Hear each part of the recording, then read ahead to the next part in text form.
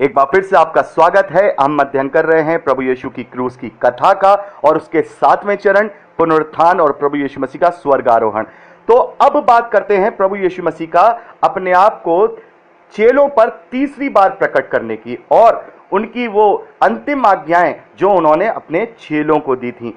तो हम देखते हैं कि प्रभु यीशु मसीह ने अपने आप को तीसरी बार तिब्रियास झील के किनारे चेलों पर अपने आप को प्रकट किया, जो कि यूहन्ना के सुसमाचार 21वें अध्याय पहले वचन से लेकर के 19वें वचन तक पाते हैं। मैं चाहूंगा कि आप इसको पढ़ लीजिए या फिर बाद में पढ़ लीजिएगा। आशा करता हूं कि आपने इसे पढ़ लिया होगा। प्रभु आपको आशीष दे। तो यहां पर हम देखते हैं कि तिब्रियास झील के पास जो चेले हैं वो मछलियों को पकड़ रहे हैं और वहां पर प्रभु यीशु मसीह उनके साथ पास आते हैं। तब वो उन्हें पहचान नहीं पाते, लेकिन यूहन्ना उन्हें पहचान लेता है और यूहन्ना पतरस से कहता है ये तो प्रभु है। और वो चुप हो जाते हैं क्योंकि वो समझ जाते हैं कि प्रभु हमारे साथ हैं और वो जाल फेंकते हैं, मछलियों को पाते हैं। तब प्रभु यीशु मसीह उनके साथ भोजन करते हैं और हम देखते हैं सारी बातें यहाँ मैं डिस्क्राइब नहीं करूंगा, आप इसको पढ़ लीजिएगा। मैं इसके बाद की घटना को डिस्क्राइब करूंगा जिसमें प्रभु यीशु मसीह ने हमारे कर्तव्य हमें बताए हैं। यहाँ 15वें वचन से जब हम देखते हैं, जब प्रभु यीशु मसीह ने उनके साथ भोजन किया, भोजन करने के बाद भोजन करने के बाद जब यीशु ने शिमोन पतरस से कहा, हे शिमोन यूहन्ना के पुत्र, क्या तू इनसे बढ़कर मुझसे प्रेम रखता है?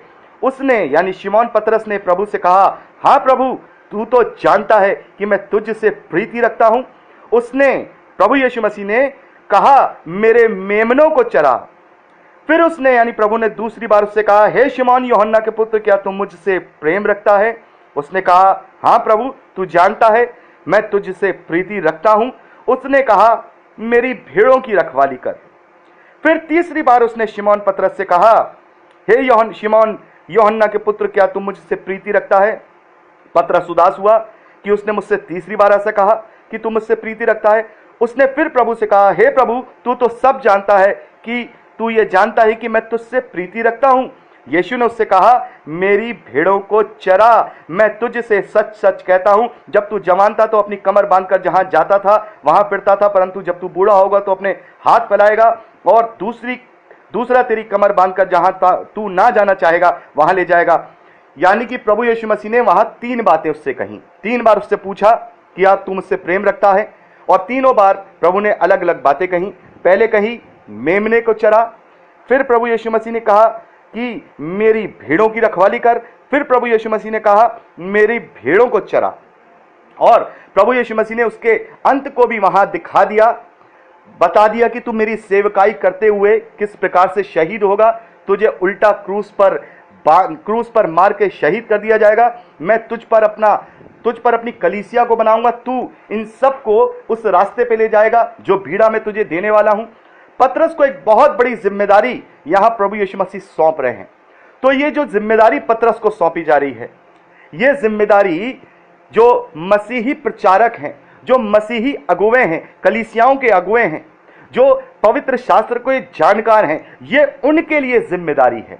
अभी सामान्य मसीही विश्वासियों को जो कर्तव्य देना है उसके विषय में हम पढ़ेंगे। यहां प्रभु यीशु मसीह ने 2 तरीके के कर्तव्य, 2 तरीके के आज्ञाएं, 2 तरीके के बीड़ाएं मसीही विश्वासियों को दी हैं। एक कैटेगरी वो जो सामान्य मसीही विश्वासी हैं, प्रभु के चेले हैं, जो उसकी आज्ञाओं पे चलते हैं, और दूसरी कैटेगरी वो जो इनकी रखवाली करते हैं या इनका जो प्रचार करते हैं, जो आत्माओं को जीते हैं, यानी कि प्रचारक, पास्टर्स और जो चर्च के प्राचीन और अगुवे लोग हैं। ये 2 कैटेगरी में प्रभु यीशु मसीह ने यहां पर अंतिम दिनों में उन लोगों को आज्ञाएं दी। तो ये पहली आज्ञा जो है, पहली कैटेगरी यानी उन मसीही प्रचारक, पास्टरों और उन रखवालों के लिए है जो कलीसिया के अगुवे हैं। यहां प्रभु यीशु मसीह ने उन्हें आज्ञा दी।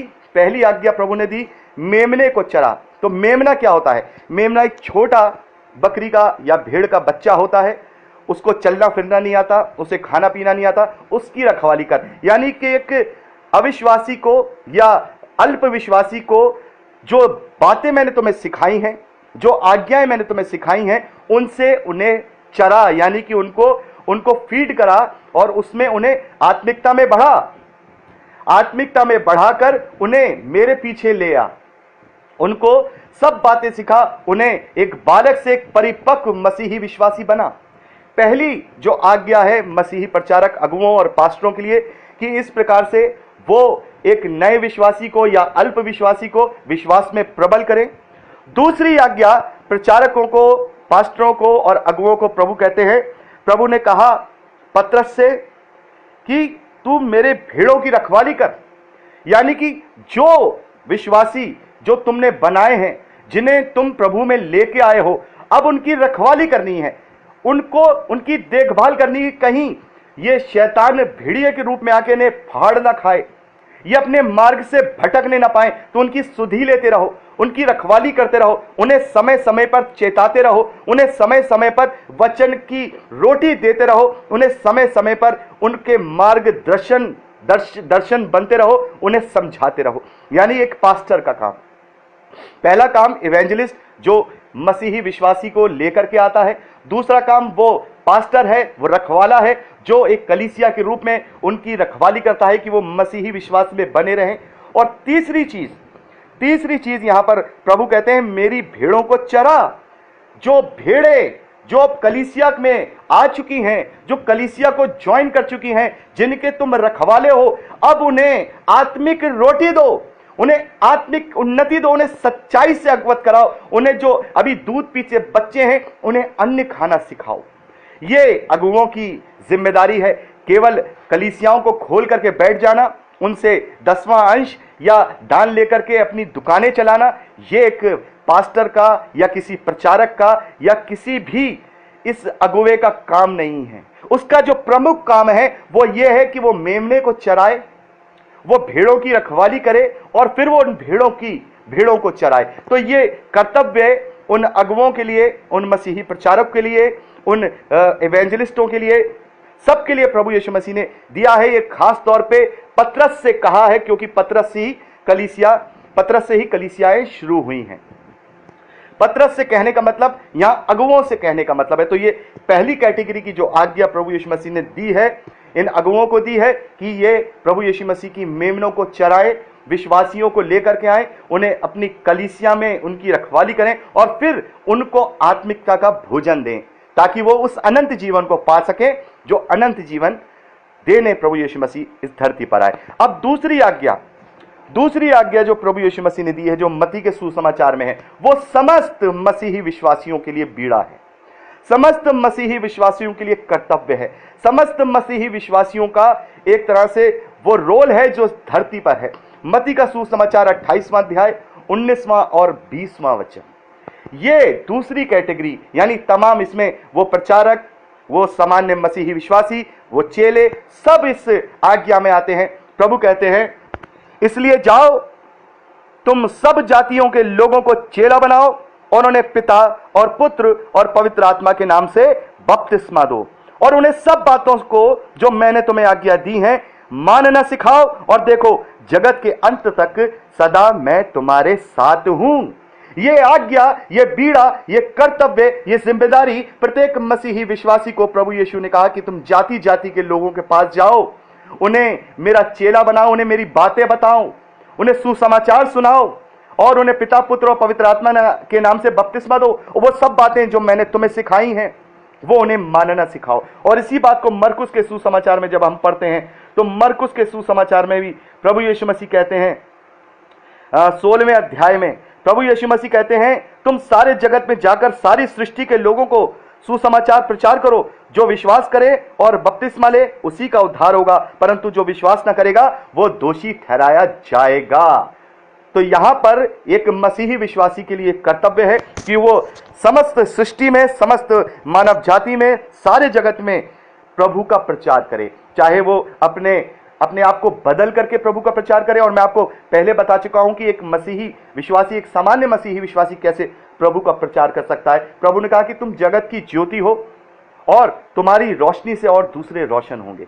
वो जान पाएंगे कि तुम मसीह के चेले हो। और चिन्ह आगे बताए हैं, यहां प्रभु ने चिन्ह बताए हैं मरकुस के सुसमाचार में, विश्वास करने वालों में ये चिन्ह होंगे कि वे मेरे नाम से दुष्ट आत्माओं को निकालेंगे, नई नई भाषा बोलेंगे, सांपों को उठा लेंगे और यदि वे प्राण नाशक वस्तु भी पी जाएं तो भी उनकी कुछ हानि ना होगी। वे बीमारों पर हाथ रखेंगे और वे चंगे हो जाएंगे। ये सारे चिन्ह मसीही विश्वासियों के होंगे, जो सच्चे मसीही विश्वासी होंगे उनके ये चिन्ह होंगे कि वो प्रभु के नाम से दुष्ट आत्माओं को निकालेंगे। क्या प्रभु के नाम से दुष्ट आत्माएं निकलती हैं? हाँ।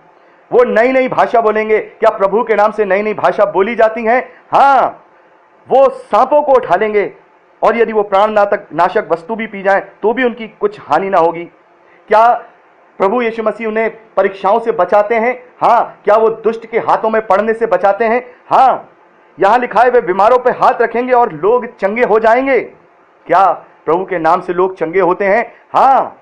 ये मसीही विश्वासियों के चिन्ह हम देखते हैं। हाँ, ये हम देखते हैं। आज भी हम ये मसीही विश्वासियों के चिन्ह कलीसियाओं में देखते हैं। यहां जो लिखा है, सांपों को उठा लेंगे, यदि वे प्राणनाशक वस्तु भी पी जाएं तो भी उनकी हानि ना होगी। इसका मतलब ये नहीं कि सचमुच में हम सांप पकड़ने चले जाएं कि आ बैल मुझे मार, या हम जहर पीने लग जाएं। इसका मतलब प्रतीकात्मक रूप से यह है कि यदि इस प्रकार का कोई तुम्हारे विरोध में कोई शैतान कार्य रच रहा होगा, उससे मैं तुम्हें बचाऊंगा, उससे मैं तुम्हें बचाऊंगा। इसका मतलब ये नहीं कि अपने गले में सांप डाल के घूमे हम। चेलों ने ऐसा नहीं किया। यहां वो चेले इस बात का मतलब जानते थे कि प्रभु तुम्हें हर एक बुराई, हर एक परेशानी से बचाने की बात कर रहे हैं। एक बहुत बड़ी गवाही में आपको पिछले 2-3 दिन पहले मेरे साथ जो हुई है, वो सांप को सुन करके मेरे को याद आ गई। हम लोग रात को खाना खा करके प्रार्थना करके सो गए और सोने के बाद रात के 12 बजे सामान्य तौर पे हम लोग 10 साढ़े 10 बजे सो जाते हैं। हम तीनों, अब मैं, मेरी पत्नी और मेरा बेटा, और क्योंकि हम सुबह जल्दी उठते हैं 5 बजे, तो सो जाते हैं और हम सुबह ही हमारी सामान्य तौर पे आंख खुलती है। लेकिन उस दिन ऐसा हुआ कि मेरी पत्नी को नींद नहीं आई। मेरी पत्नी को नींद नहीं आ रही थी, और जब कभी भी उसे नींद नहीं आती है तो वो वचन सुनती है या वचन पढ़ती है अपना फोन पे बैठ के अपने बेड पे ही। लेकिन उस दिन उसे यह हुआ कि मेरी एक स्टडी टेबल है, वहां पर बैठ करके वो स्टडी करने लगी। और वहां पर जब वो बैठी हुई थी रात के 12 बजे, उसे क्या सूझा मेरे को यह समझ नहीं आया कि वो वहां पर बैठी हुई थी। अचानक से कमरे में हल्की हल्की रोशनी थी। अचानक से उसे कोने में एक सांप दिखाई दिया और वो थोड़ा घबरा गई कि कमरे में, पक्के घर के अंदर ये सांप कैसे आ गया। और उसने थोड़ी देर तक उस पर निगाह रखी और वो एक कोने में एक जगह पे जाकर के छिप गया। उसने मुझे उठाया, उसने कहा कि देखिए, सांप को मैंने यहां देखा है। हमने धीरे धीरे करके सारी चीजों को एक एक करके उस जगह में से निकाला और उस सांप को फिर उसको पकड़ा और उसे बाहर जाकर के जलाया। तो यहां पर क्या गवाही है? ये जो बात कही है कि तुम सांपों को उठा लोगे और तुम्हें कोई हानि नहीं होगी। रात के 12 बजे जागने का कोई मतलब नहीं है, लेकिन ये पवित्र आत्मा का अनुग्रह है। ये पवित्र आत्मा की ये सामर्थ्य है जिसने हमारे विवेक में, मेरी पत्नी के विवेक में ये जताया कि तुम्हें जागना है, क्योंकि एक बड़ी विपत्ति आने वाली है। क्योंकि यदि उस कोने में वो सांप छुपा रहता तो वो न जाने कब किस वक्त किसी पे भी अटैक कर सकता था। बहुत जहरीला सांप था और जिसे पीछे उसके बहुत बड़े पैचेस थे, लंबा सांप था, करीब 1 मीटर का वो सांप था। तो यहां पर प्रभु ने बचाया अपने कहने के अनुसार कि मसीही विश्वासियों के चिन्ह होंगे कि तुम्हारी हानि नहीं होगी। बहुत बड़ी बात है कि जहां हम 10 साढ़े 10 बजे सो जाते हैं और अगर वो बेड पे भी बैठी हुई जागी होती तो वो सांप उसे दिखाई नहीं देता, लेकिन वो उसी जगह पर परमेश्वर उसे ले गया, मेरी पत्नी को, कि जहां से वो सांप उसे साफ नजर आ गया और उसकी नजर भी इतने डिम लाइट में उसकी नजर भी वहां पड़ गई। ये सब परमेश्वर का अनुग्रह है। ये मसीही विश्वासियों के चिन्ह हैं कि वो हमें बचाता है, कि हमारे खिलाफ यदि शैतान कोई युक्ति को रचता है तो प्रभु हमें पहले से ही संभाल लेता है, हमें वो बचा लेता है। और कैसी अद्भुत रीति से प्रभु यीशु मसीह ने वहां पर हमें बचाया। और हमने प्रार्थना की, धन्यवाद किया, प्रभु यहां कुछ भी हो सकता था, ये तेरा अनुग्रह है कि तूने मेरी पत्नी को जगाए रखा और उसने सांप को देख लिया और हमने उसका अंत कर दिया।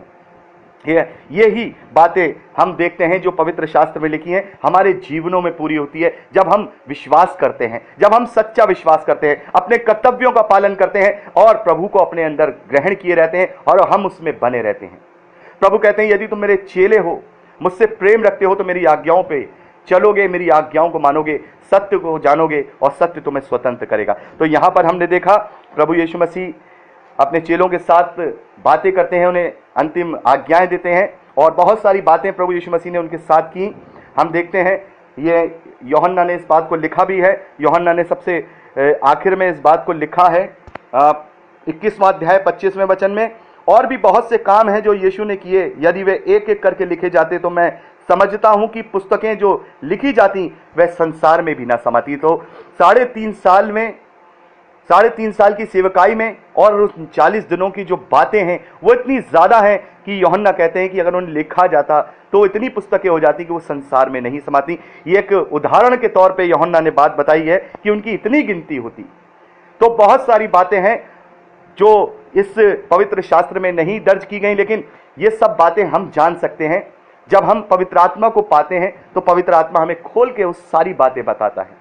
और आज हम परमेश्वर धन्यवाद करते हैं कि हमने चारों सुसमाचारों का अध्ययन किया और हम देखते हैं प्रेरितों के कार्य उसके पहले अध्याय उसके पहले वचन से जब हम पढ़ते हैं 3 वचन से पढ़ते हैं, उसने दुख उठाने के बाद बहुत से पक्के प्रमाणों से अपने आप को उन्हें जीवित दिखाया और 40 दिन तक वह यानी प्रभु यीशु मसीह उन्हें यानी चेलों को दिखाई देता रहा और परमेश्वर के राज्य की बातें करता रहा और उनसे मिलकर उन्हें आज्ञा दी, यरूशलेम को ना छोड़ो परंतु पिता की उस प्रतिज्ञा के पूरे होने की बाट जोते रहो, जिसकी चर्चा तुम मुझसे सुन चुके हो कि तुम आग से बपतिस्मा पाओगे, क्योंकि यूहन्ना ने तो तुम्हें पानी से बपतिस्मा दिया है, परंतु थोड़े दिनों में तुम पवित्र आत्मा से बपतिस्मा पाओगे। और हम देखते हैं प्रभु यीशु मसीह